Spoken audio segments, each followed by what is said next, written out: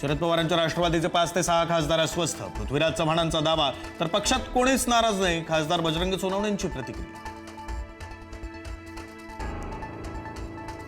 शरद पवारांच्या भेटीनंतर उपमुख्यमंत्री एकनाथ शिंदेंची पहिली प्रतिक्रिया, भेटीमुळे कुणाच्या पोटात दुखत असेल तर आपला दवाखान्यामध्ये उपचार घ्या, शिंदेंचा विरोधकांना खोचक टोला.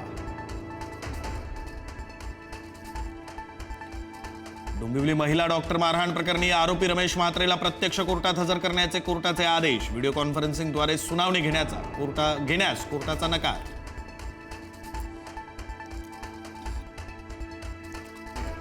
राज्यातील सर्वच भागामध्ये मोठा पाऊस ओसरला. कोकण, मध्य महाराष्ट्र, मराठवाडा भागामध्ये पाऊस पूर्ण थांबला. मात्र विदर्भामध्ये रविवारपर्यंत मध्यम पावसाचा इशारा, सोमवार नंतर कोरडं वातावरण राहण्याचा अंदाज.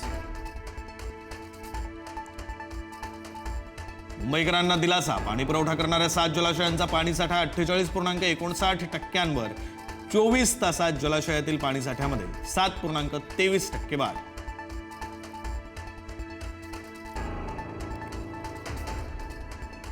40 तास उलटले तरी पिंपरी चिंचवडमधील मोशी कचरा डेपोमध्ये दुर्घटनेत शोध कार्य सुरूच. दुर्घटनेमध्ये एकाचा मृत्यू. अद्याप 8 कर्मचारी इमारतीच्या तळमजल्यावर अडकल्याची माहिती. मुख्यमंत्री भेट देण्याची शक्यता. सायनच्या प्रतीक्षानगरमध्ये ड्रेनेज खचलं. भर रस्त्यात जवळपास 10 फूट खोल खड्डा.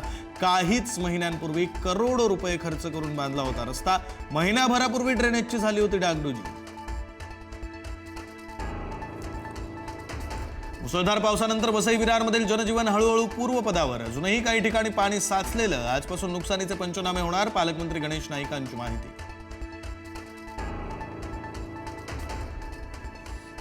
मुंबई कोल्हापूर मार्गावरील महालक्ष्मी एक्सप्रेस 17 जुलैपर्यंत रद्द. कर्जत लोणावळा घाटामध्ये दरड कोसळल्यानं निर्णय. मुंबई मार्गावरील 22 रेल्वे गाड्याही रद्द.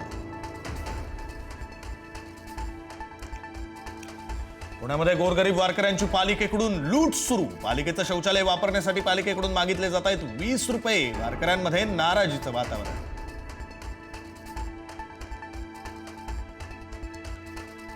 वारीसाठी केलेली टोल माफीची घोषणा हवेतच. अंमलबजावणीबाबत वारकऱ्यांमध्ये संभ्रम. पासची मागणी केल्यास आदेश नसल्याचं उत्तर, तर मुंबईत अंमलबजावणी झाली नसल्याची रवींद्र चव्हाणांची सोशल मीडियातून माहिती. 1 जानेवारी 2011 पूर्वी उभारण्यात आलेल्या सर्व झोपड्यांचं SRA, म्हाडा किंवा इतर गृहनिर्माण योजनांच्या माध्यमातून योग्य पुनर्वसन केलं जाणार. महसूल मंत्री चंद्रशेखर बावनकुळे यांची विधानसभेमध्ये घोषणा.